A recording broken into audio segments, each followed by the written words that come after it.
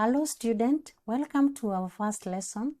Now in this lesson we are going to discuss Boyles Law.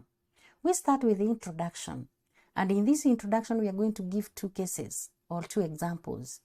Now we have an inflated balloon. Now when this balloon gets warmer, you find that it can easily burst. Now what you're supposed to note is that when it is getting warmer, the air inside is expanding.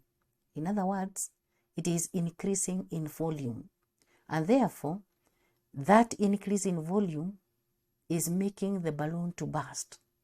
Also, we have a case where you have an overloaded vehicle. This vehicle can easily suffer tire burst. Now, when you look at those two examples, these two examples shows that there exists the relationship between the pressure, volume, and the temperature of a gas. And now to study the behavior of gases, we consider pressure, volume, and temperature. Now, a change in one of these parameters, that is the pressure, volume, or temperature, will cause a change to another. Now, the gas laws deals with the relationship between these parameters. We are talking of pressure, volume, and temperature. But now when we are talking of gas laws, these laws only apply for ideal gases. We are going to see later what comprises of ideal gases. But now we have that an ideal gas obeys the gas laws. Now then we move to Boyles Law. And now to illustrate the relationship between pressure and volume of a fixed mass of a gas, we are going to consider the following arrangement. We have a gas that is trapped in our silage. Then we close the nozzle using the finger. Using the other finger, we are supposed to push. In other words, as you look at this diagram, the second diagram, you'll find that our V2, that is volume V2, is smaller compared to the first one, which implies that by applying force, where we are now increasing the pressure, we have reduced the volume.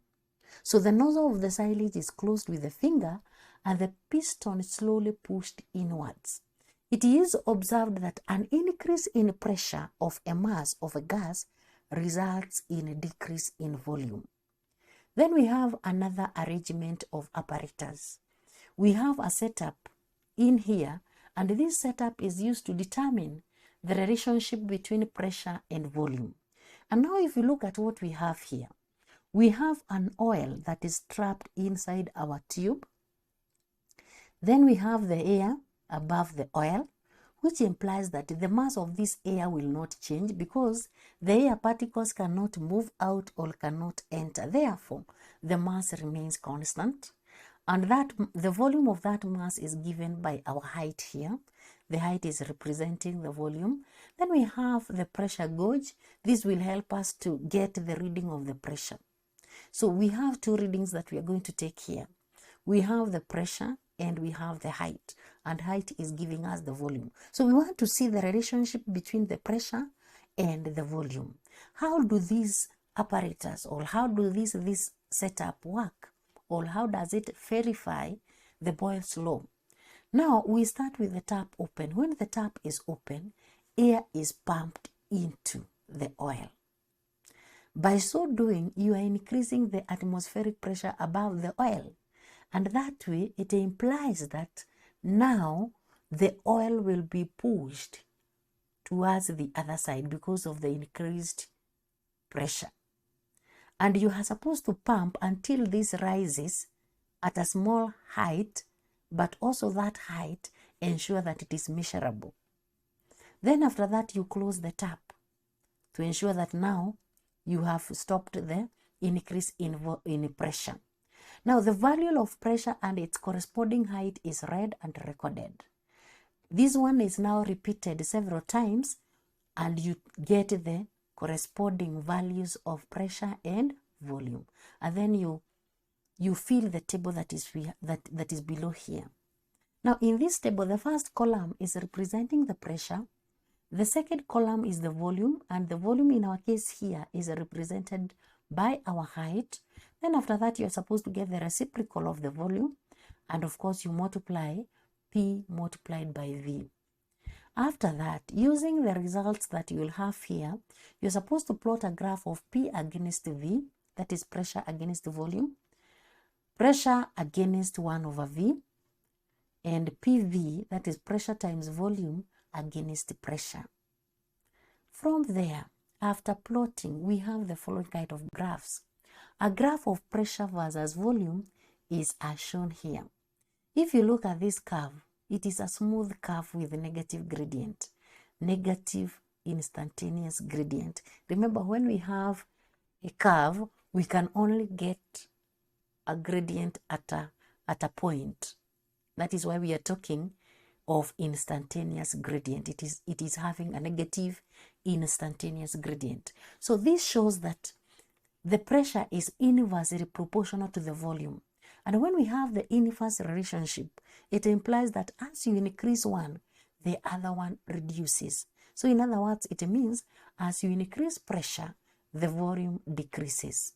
Then we have a graph of P against 1 over V, and this one is a straight line through the origin, which implies that the pressure is directly proportional to the reciprocal of the volume.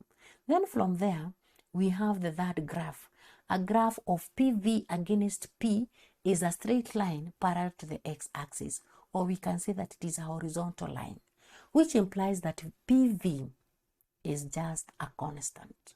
And remember, we are plotting PV against P. So that is how now we are getting a constant or just a straight line.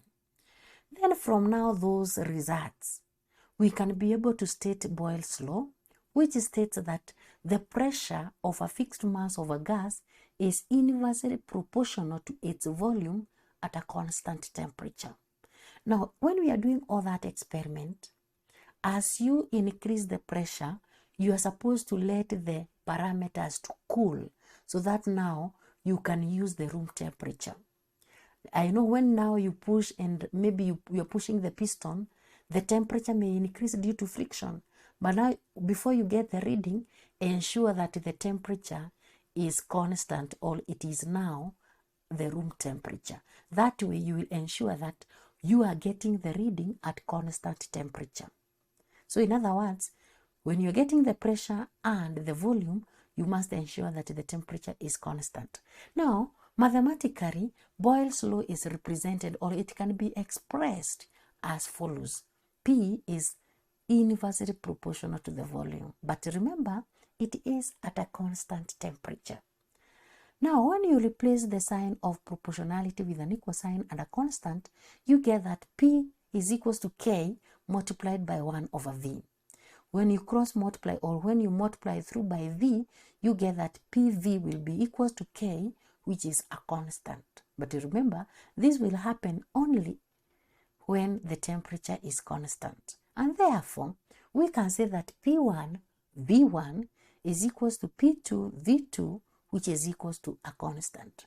And when we are talking of P1, we are referring to the initial pressure. V1 is the initial value of volume. P2 is the final values of pressure, and V2 is the final value of the volume. And this one is for any given mass of a gas. That's why we are talking of a fixed mass of a gas. Then from there, we have that if you repeat this experiment at different temperatures, now we are saying although the temperature is constant, you can do the experiment at different temperatures. You can start maybe when the temperature is at 10 degrees, then you go to a place where the temperature is at 25 degrees, and then you move even to a higher temperature.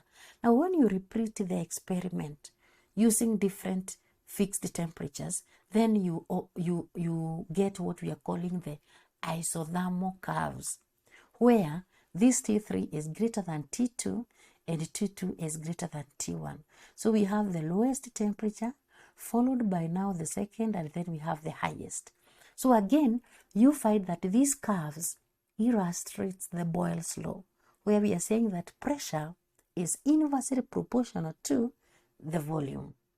Now, when P is plotted against 1 over V for this isothermals, you get this kind of graph, where again we are saying T1 is less than T2 is less than T3, or T3 is the highest temperature. So again, you get the straight lines, but now because of different temperatures, you will have different gradient. After that, we have the assignment. So the assignment is just testing what we have just learned. So make sure that you discuss with your peers so that you can retain your knowledge for a longer time. So thank you, and let us meet in our next lesson.